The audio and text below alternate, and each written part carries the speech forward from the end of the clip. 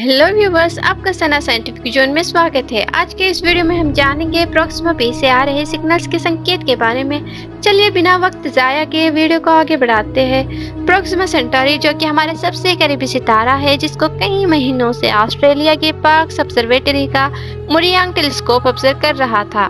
Researchers इस बात को जानना चाहते थे कि क्या सितारा इसे ऑर्बिट कर रहे रॉकी प्लैनेट प्रॉक्सिमा बी पर जीवन को सस्टेन कर सकता है।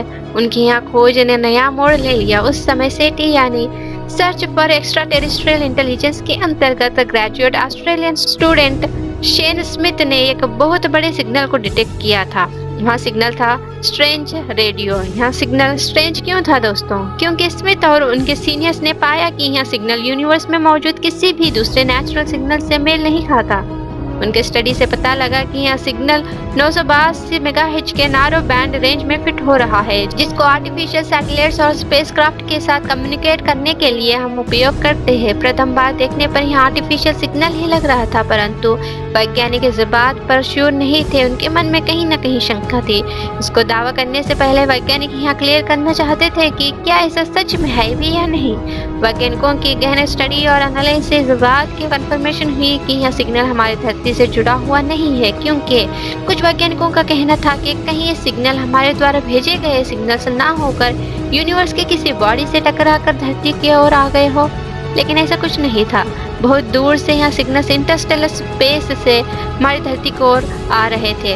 दोस्तों, इन सिग्नल से जुड़ी एक अजीब बात ये भी थी कि ये सिग्नल एक रेगुलर इंटरवल पर हमारे द्वारा रिसीव किए जा रहे थे, जो बात इस ओर इशारा कर रही थी कि जिस बॉडी से ये सिग्नल ओरिजिनेट हो रहे थे एक पीरियोडिक मोशन में थे। इन सिग्नल्स के फ्रीक्वेंसीज हमारे सैटेलाइट्स और स्पेसक्राफ्ट में उपयोग करने और इसके सोर्सेस के एक पीरियोडिक मोशन को फॉलो करने के कारण वैज्ञानिकों ने यहाँ सोचा कि ये सिग्नल्स शायद किसी एक्स्ट्रा टेरेस्ट्रियल सिविलाइजेशन द्वारा क्रिएट किए गए सैटेलाइट या स्पेसक्राफ्ट के सिग्नल है।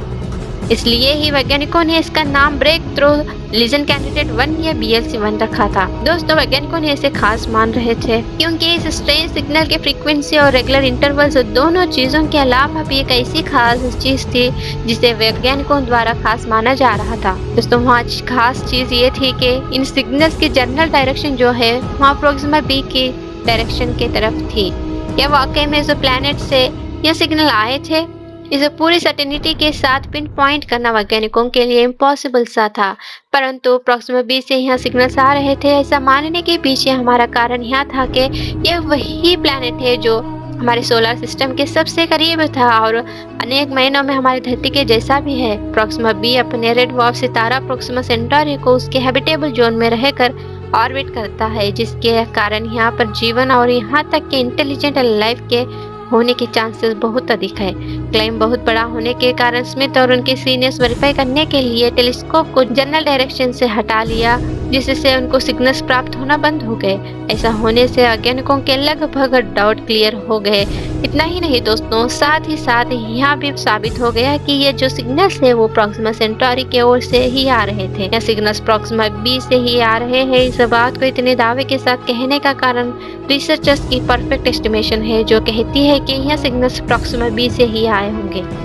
लेकिन कैसे? जैसे हमें यह जानकर प्राप्त हुई कि यह सिग्नल्स प्रॉक्सिमा सेंटारी के जनरल डायरेक्शन से आए हैं, तो यह सिग्नल अल्फा सेंटारी सिस्टम जिसका प्रॉक्सिमा सेंटारी हिस्सा है उसमें से कहीं भी ओरिजिनेट हो सकता है। अल्फा सेंटारी सिस्टम में जो रेड डवार्फ सितारा है वहाँ एक दूसरे को ऑर्बिट करते हैं और इन दोनों सितारों को प्रॉक्सिमा सेंटारी ऑर्बिट करता है। प्रॉक्सिमा सेंटारी इस सिस्टम का हमारा सबसे करीबी सितारा है। इस सिस्टम में प्रॉक्सिमा सेंटारी का ऐसा सितारा है जिसके पास हमें ग्रह मिले हैं, जिनमें से एक प्रॉक्सिमा बी इस हैबिटेबल जोन में है, अर्थात यहाँ सभी चीजें इस ओर संकेत कर रही थी कि ये स्ट्रेंज सिग्नल प्रॉक्सिमा बी से ही आ रहे थे। लेकिन इससे एक बहुत बड़ी समस्या जुड़ी है जो प्रॉक्सिमा सेंटारी है। हम पहले से जानते हैं कि प्रॉक्सिमा सेंटारी का रेड डवार्फ सितारा है। दोस्तों, यहाँ भी बताते चलूँ कि इस तरह के सितारे काफी अनस्टेबल होते हैं। यहाँ हर दिन के सरफेस से भारी अमाउंट में एक्सरेज को एमिट करता है, परंतु दोस्तों सूर्य के कंपैरिजन में इनके एमिट 500 गुना से भी अधिक थी। दूसरी ओर मार्च 2017 में यह सितारा 10 सेकंड में ही 1000 गुना चमकदार हो गया था। प्रोक्सिमा बी की हैबिटेबिलिटी के बारे में पूरी श्योरिटी के साथ कुछ नहीं कह सकते। Breakthrough candidate listen signal 1 को स्टडी कर रहे रिसर्चर्स ने एक और चीज की भी उस समय डिटेक्शन की थी कि breakthrough candidate listen signal 1 को स्टडी कर रहे रिसर्चर्स ने एक और चीज की भी उस समय डिटेक्शन की थी कि हमारे आर्टिफिशियल सिग्नल्स का जैसा होने के साथ ही लगातार 30 घंटों तक हमारे द्वारा डिटेक्ट किए जा रहे थे, जो कि इन सिग्नल्स के नेचर को और भी स्ट्रेंज बना देता है, क्योंकि ऐसे सिग्नल्स अक्सर डिटेक्ट होने के कुछ ही पलों बाद गायब हो जाते हैं।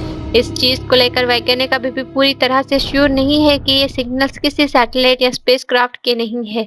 प्रोक्सिमा बी की कंडीशन और प्रोक्सिमा सेंटारी के नेचर को देखें तो इस प्लैनेट पर लाइफ को खोजना काफी मुश्किल हो सकता है। नासा का जेम्स वेब स्पेस टेलीस्कोप अपने एडवांस इंस्ट्रूमेंट्स और डिटेक्टर्स के मदद से हमारी मदद इस प्लैनेट के बारे में ज्यादा से ज्यादा जानने में कर सकता है। Researchers James Webb space telescope की कैपेबिलिटी को लेकर इतने श्योर है कि एक रिसर्च पेपर के अनुसार ये प्रोक्सिमा बी पर आर्टिफिशियल लाइट को डिटेक्ट कर पाएगा। इस स्टडी को अंजाम देने वाले रिसर्चर्स ने यहाँ सब इस आइडिया को बेस बना के कहा था कि प्रोक्सिमा अपने हॉस्ट स्टार को इतना करीबी से ऑर्बिट करता है कि इसके अपने सितारे से लाइटली लॉक होने के मौके बहुत अधिक होंगे, जिसके कारण इसकी एक साइड ऑलवेज इसके सितारे की ओर रहेगी और दूसरे अंधेरे में इसके अंधेरी वाली साइड में एलियन सिविलाइजेशन होने के चांसेस बहुत ज्यादा है, जो उस अंधेरी साइड पर पनप रही होगी। और साथ ही अंधेरा होने के कारण टॉर्च, एलईडी ट्यूबलाइट जैसे लाइट की आर्टिफिशियल सोर्सेस का उपयोग कर रहे होंगे। हमें सुनने में तो यह बात कुछ हद तक ठीक लग सकती है, लेकिन ब्रेक थ्रू इनिशिएट से जुड़े साइंटिस्ट इस बात से सहमत नहीं थे कि धरती के समुद्रों में मौजूद जीव के लिए किसी आर्टिफिशियल लाइट की जरूरत पड़ती होगी। तो नहीं दोस्तों, वहाँ खुद ही लाइट क्रिएट करते हैं, जिसे बायोलुमिनेसेंस कहा जाता है। इस तरह हम देखें तो एलियंस प्रोक्सिमा बी के डार्क साइड पर पनप रहे होंगे, वहाँ आर्टिफिशियल लाइट का उपयोग क्यों करेंगे? इसलिए हमें वेब के जरिए बायोलुमिनेसेंस को खोजने का प्रयत्न करना होगा। ब्रेक थ्रू इनिशिएट के researchers James Webb space telescope के अलावा breakthrough star shot project पर काम कर रहे हैं।